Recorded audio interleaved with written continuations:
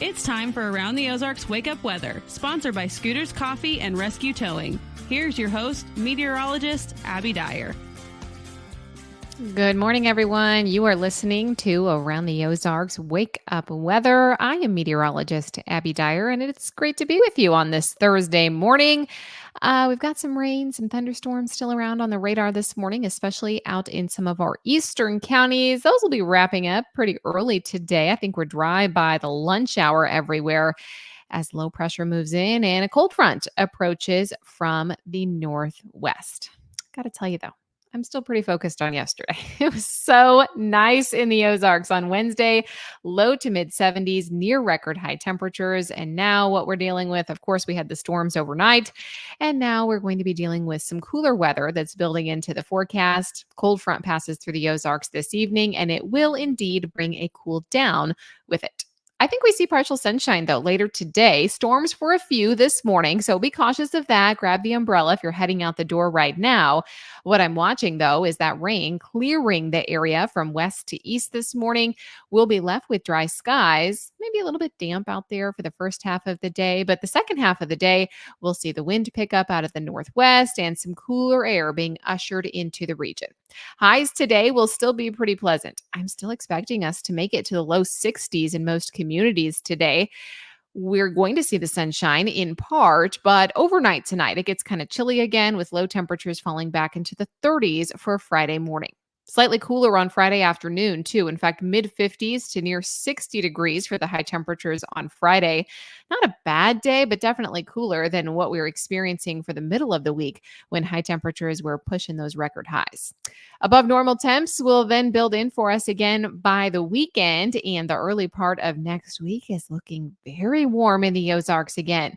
We are talking about above average conditions February 28th through March 5th. Most of the Midwest, the Great Lakes, the Ohio River Valley, all outlined in this big region, big bubble of hot air. Expected to see some nice warmth in the Ozarks and elsewhere across the country as we head into the end of the month of February and the beginning of March. Doesn't it feel like February just started? Not sure how that happened. Then next week, something that I'm going to mention, this is very early, but it's something to keep an eye on next week. A very powerful storm system looks to land somewhere in the Midwest. Could be here in the Ozarks. All I'm going to say at this point is that I think we could have some unsettled weather around again by about Wednesday of next week.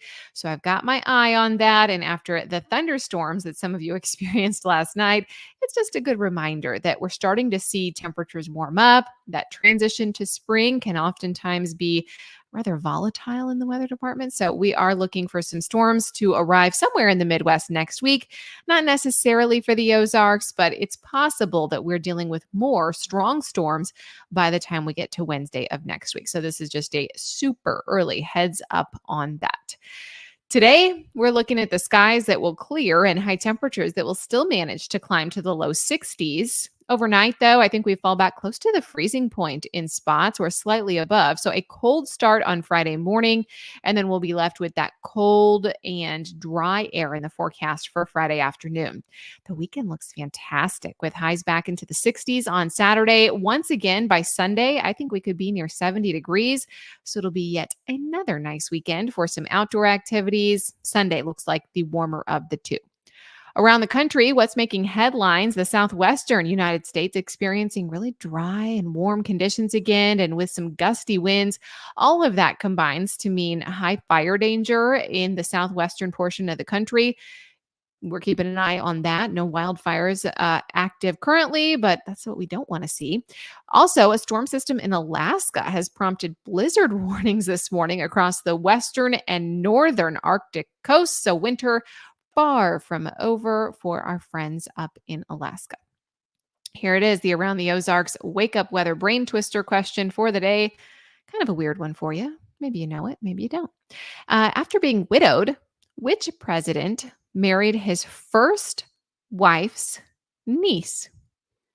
I feel like that would make a lot of headlines in today's news outlets. So it's got to be an older one. Which one do you think it was? A, Grover Cleveland, B, Benjamin Harrison, C, William McKinley, or D, Dwight D. Eisenhower? who married his first wife's niece after being widowed? If you guessed B, Benjamin Harrison, you would be correct. Benjamin Harrison was the 23rd president of the United States. And he did indeed marry his niece. After his wife passed away, his niece would come visit them and actually help his wife. And after his wife's death, um, her name was Mary Dimmock Harrison. She would visit Washington, D.C. after her aunt's death. Her and Benjamin Harrison would correspond quite frequently. They became very close. So close that they decided to marry in 1896. They had one daughter together. And I had never heard of this, but yes, it was Mary Dimmock Harrison, Benjamin Harrison's wife. Fun fact, there was a niece that also served as first lady, but it was not Ben Harrison's wife. This was actually James Buchanan's niece. James Buchanan was a lifelong bachelor, but he appointed his niece, Harriet Lane, to act as First Lady of the United States during his administration. So, fun fact for you. All right, this has been kind of fun to do all of these presidential questions. So I have another one for you. Here it is. This U.S. president is the first and only independent candidate ever elected to office. Do you think it was A, George Washington, B, John Adams, C, Thomas Jefferson, or D, James Madison? You can enter your guess. That's at aroundtheozarks.com. Check out the website for all the information that you need about the weather all day long. And thank you so much to our sponsors, Scooters Coffee and Rescue Towing. I hope everyone has a fantastic Thursday and stays dry this morning. We'll be dealing with some drier weather by tomorrow.